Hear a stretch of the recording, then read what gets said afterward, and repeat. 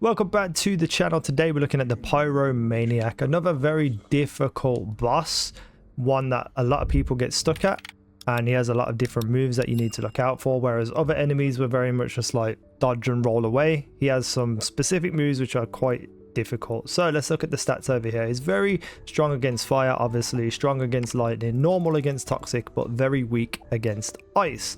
And the recommended attribute resistance is 2100 fire resistance, which we're going to look at as well.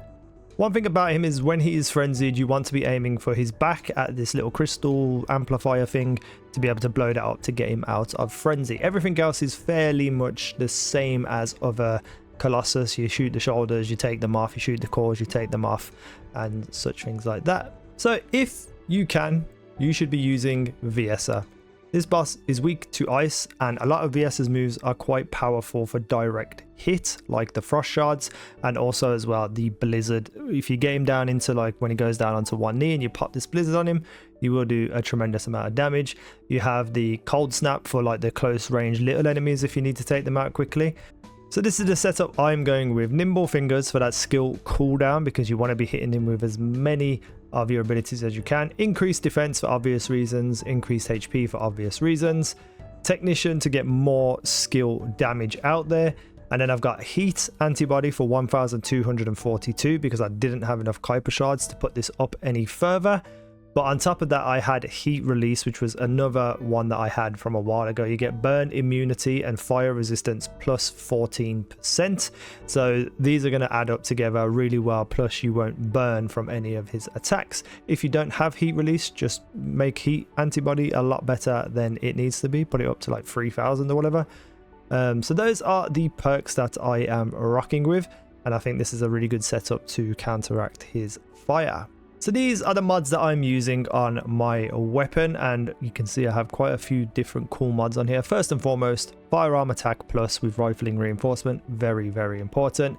Weak point damage plus 9%, and an extra weak point damage plus more critical rate with this weapon. I have them all at base level because I don't want to waste Kuiper shards right now, and I really feel like you don't actually need it that much. We have refrigerate gun barrel, chill attack plus 20%, but it brings the fire rate down. But then I will be more accurate, I believe, because the fire rate is lower. I'm going to have better control over it. Better concentration for more critical damage, and more rounds per magazine. So even though I'm slow firing, I don't have to reload as often. And then I have frigid burn. Hitting an enemy 3 times in a row with a firearm attack from a distance of 25 meters or more deals 24% of chill attack as additional damage. Now, I am going to be as far away from this boss as humanly possible where I can still hit him.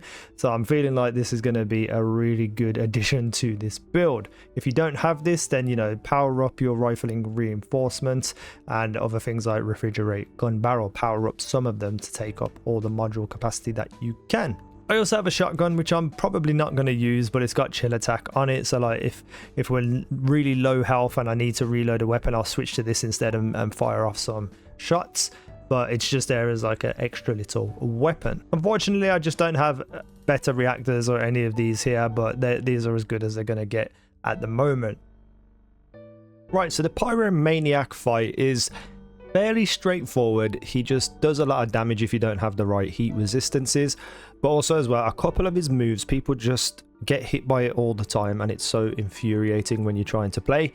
I myself have been hit by these moves because they come out of nowhere and you don't realize it's happening until it's too late. But with the heat resistances, you're going to be able to tank them a little bit more. One of the moves specifically that you'll see earlier on in the fight is he'll fire out a little orange ball that's covered in chains, and that will follow someone and chase them. It does incredible damage when it hits you, but not only that, as it's flying towards you, it will fire little tracking projectiles from itself to hit you. So when you see this coming towards you, I believe you can shoot it, but if you don't have enough damage, you're not going to stop it. Is to just run away as best you can and hide behind any of the pillars that remain in the battlefield, because it will hit the other side and that'll be gone. However, sometimes it's gone past me and I think, oh, it's gone. It will come from behind and chase me down and hit me. So you just got to be very aware of this move as it's flying around the map. Try and shoot it down. If not, just get away from it as far as possible. His other moves, his other general moves, he has a big cannon on his arm. One will fire out loads of blasting projectiles that will hit the floor and do some AoE damage.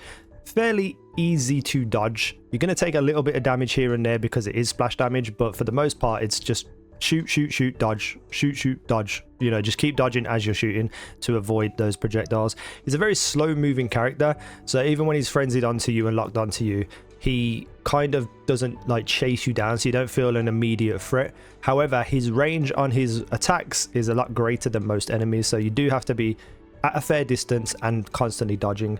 The other move that comes from his cannon is basically a flamethrower that reaches really, really far. Again, just be as far away as possible and just dodge out of the way of it. It can hurt pretty badly though, so just be careful with that one. But most parts, you're just going to sit back, you're going to snipe his weak points. Like I think he's got a face cover, a chest cover, shoulders and legs you can shoot. I just usually go for shoulders because it's the easiest to hit. And to make it easier to hit, you want to try and get up high. I wasn't going up high because I was using VS and I wanted to drop my blizzard on him when he went into stun. But if you can get up high where he can't really hit you, you can put out a lot of damage onto his weak points because you'll have the leverage of height. Now, his invincible move, the move that he gets when he gets his purple bar full, is quite an annoying one, to be fair. When he launches off to it, as the screen's turning white, he will launch a whole bunch of chains across the floor, and these chains are in a circle horizontally, and they'll just move out and get more and more extended and bigger. If they clip you or hit you, they do a lot of damage, so you have to jump over the chains as they're coming towards you or dodge away from them. Obviously they do reach quite an extended range, so I find it's better just to jump over them and wait for the next one and jump over that. Sometimes they crisscross, sometimes they come from behind you and you don't even realize it's happening. So if you could tank one hit from these, you'll be okay, but most part you need to be jumping and avoiding those chains. And as he comes down from his invincibility move and hits the floor, he'll leave a massive puddle of fire on the floor. Now this hurts a lot. You could die pretty much instantly if you don't have heat resistances on, and then you're stuck because you're stuck in that pool of fire and nobody can resurrect you, because if they walk in, they will die as well. I had it happen before. I was fighting Pyromaniac. We had him down to probably about 20% health with a few minutes left. We could have probably killed him, and some guy died to that move, was sitting in the pool of fire, and my other two teammates just thought, oh, I'm gonna go and res him. So they both ran in there to res him and both instantly died. I just stood there. I didn't even try to res them. I just stood there and let the boss kill me because I was like, this is just ridiculous.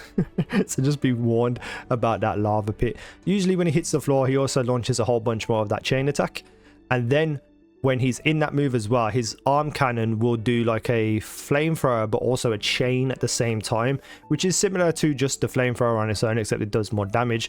You just gotta just keep dodging and getting out of the way.